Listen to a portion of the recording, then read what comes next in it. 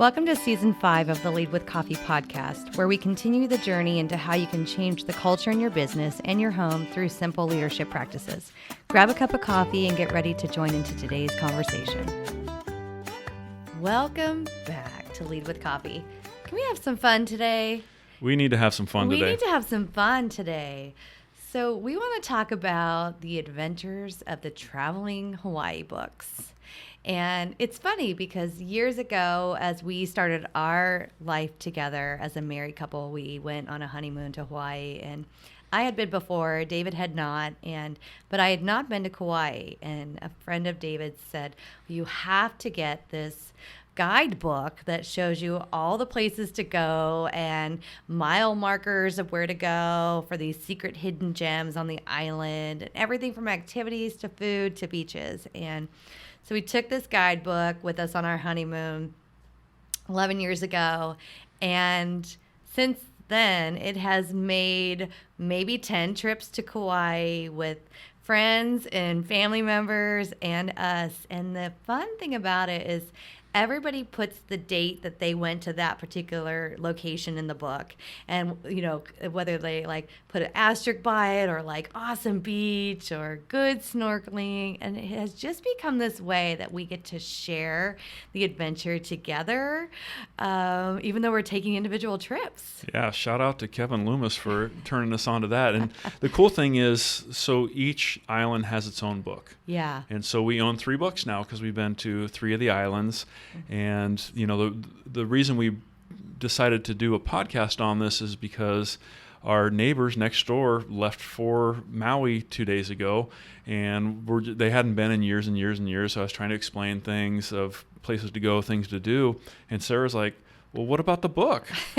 So we invited them over the other day and said, hey, here's the book that we use. And, you know, it's been with family. It's been with us. It's, you know, I think Maui's had, the book has made it more times than we have. It has. But yeah, with friends and family, and we just said, enjoy, mark it up, you know, show your adventures. And we just think this whole idea is just really cool to be able to pass things around with friends and families, kind of be able to see what other people have done, create your own adventures, and record it, and just pass it along. It's what, I don't know what show or movie you were talking about, the traveling pants. Sisterhood of the Traveling Pants. You're a girl, you know what that is. Right. Yeah, I feel like it reminds you that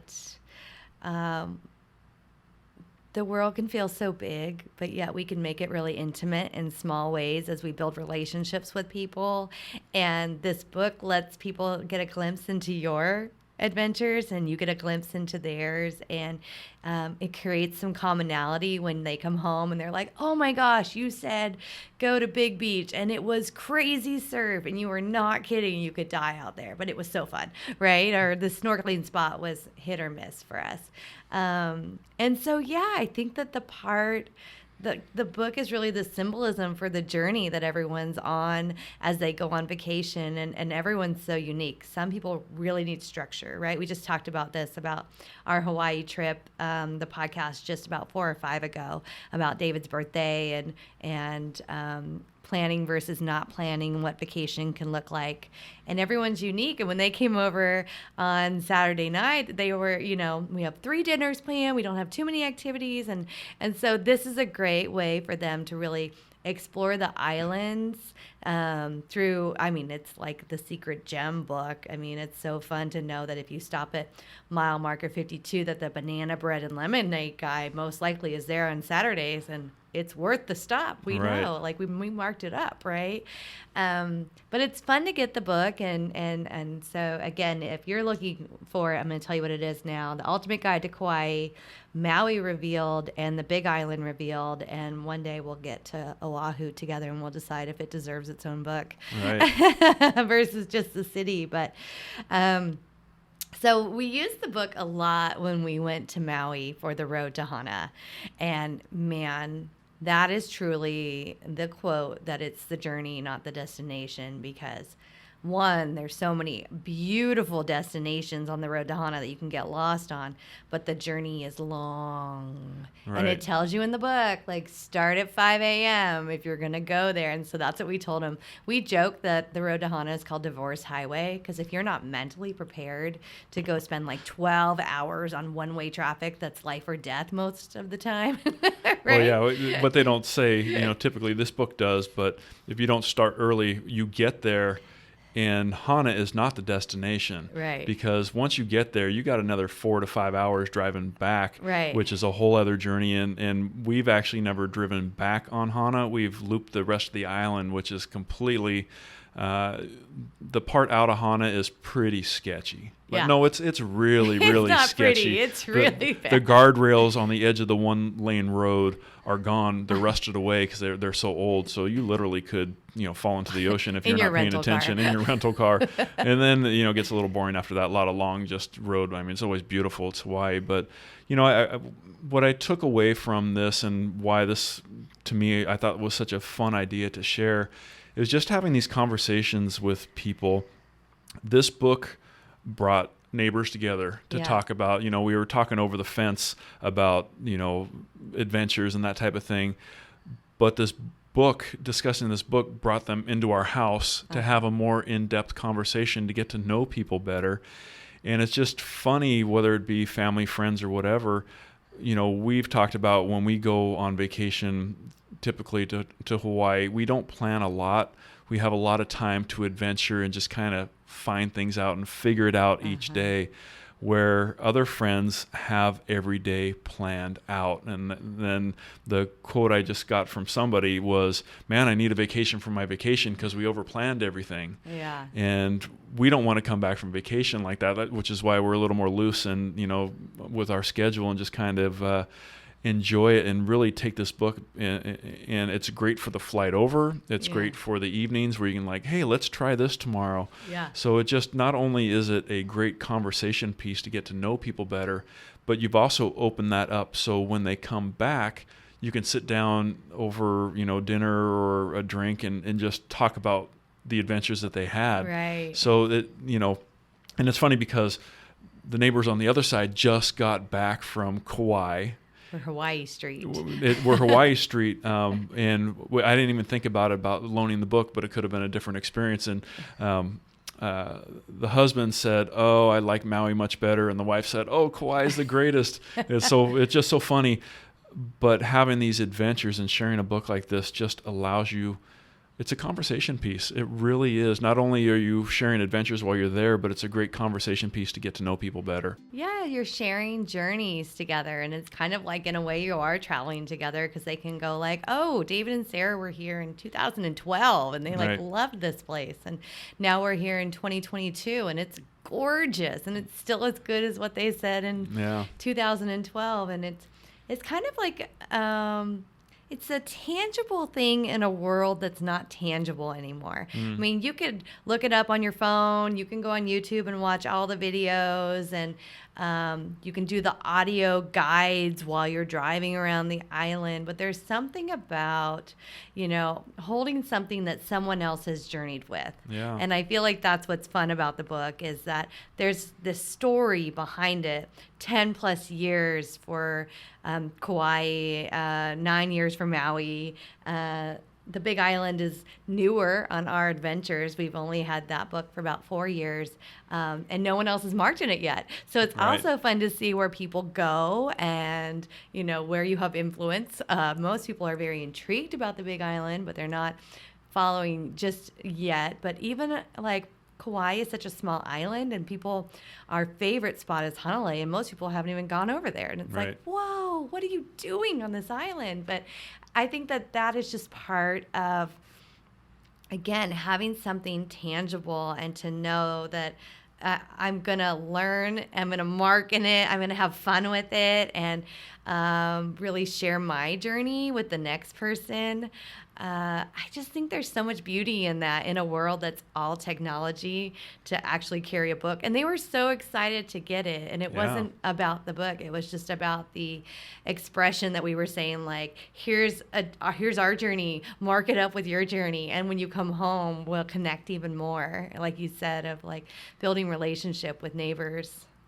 Yeah, and well, I think a couple things from here. We definitely, well, now that my sister and her family moved to Honolulu, I mean, we're going to have the Oahu book. we're going to have to get the Oahu book, and we'll have a little bit of a travel guide when we go there, but we still want to adventure out.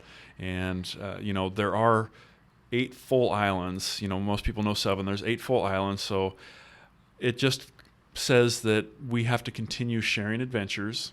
We have to go before people so we can share the book with people. So I'm just trying to plan our future a little bit more, that there's a lot more Hawaii happening in the future. Yeah. Well, and for the record, I've been to Oahu 3 times. That's true.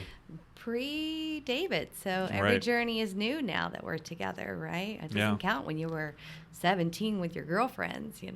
There's no cars, there's no journey, and life changes. But I think that whether it's Hawaii or anywhere else, I think as you share your story and share your journey with people, and you build community with those around you, and find interests that are similar. I mean, who knew that our street would be Hawaii Street when we moved in a year ago? But I think that for a lot of Californians, this is just normal. Like, we go to Hawaii, and for people that live in Florida, they go down to the Bahamas, and one day we'll end up going that direction, but it just feels so far, so long. Yeah.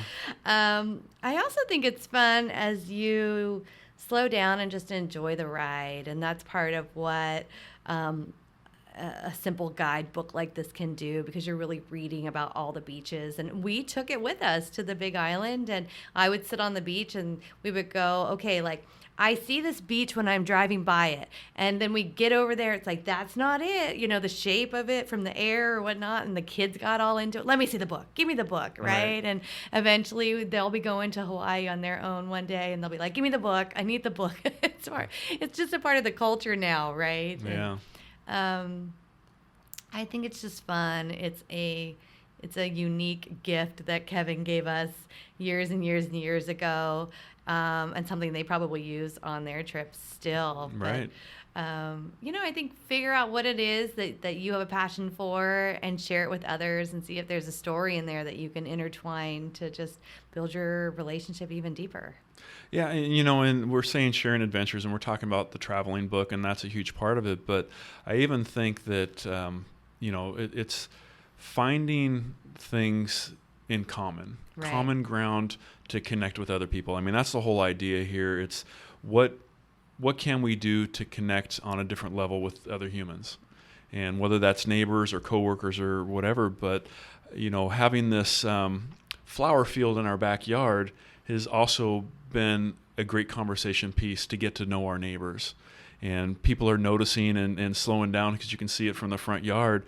And, we have a neighbor that's behind us that saw it and, just stopped by. And she's part of the garden club of Alpine. And it's just so cool to find things that you love, and finding ways to connect with other people because they have the same love in those things. And I think we've seen it more now in the last couple of years when it comes to the traveling. And, for us who have, Sarah lived in the same place for a very long time, and I've moved a couple of times, but it's always hard to get to know neighbors. Mm-hmm. And when you can find things like this, that more than just a wave as they're walking their dogs by, right? You're finding common ground. And our neighbors down below said, you know what, I'm going to send out an email to everyone and put flyers out. Let's have a block party to really get to know everybody. And I think now that we have 3 that have talked about Hawaii, who else? That book might get passed around up and down the street, or the bar in San Diego, and our cut flower garden that we have in the backyard. But I just think that the sharing the adventures is just a wonderful way to get to know people that it might be harder to connect with, because you just don't know what you have in common unless you really spend the time to have that conversation. Yeah, I just encourage you, find a good book for your next adventure that tells the story of where you're going. It has some insider tips, and mark it up and share it with someone. If you loved your journey, share it with someone else and see if they love it just as much as you do. We appreciate that you decided to hang out and spend some time with us discussing life and leadership. It would mean the world to us if you would share this episode on social media to increase our online presence. If you enjoyed the episode, please take a minute to rate it and review it wherever you listen. Mahalo!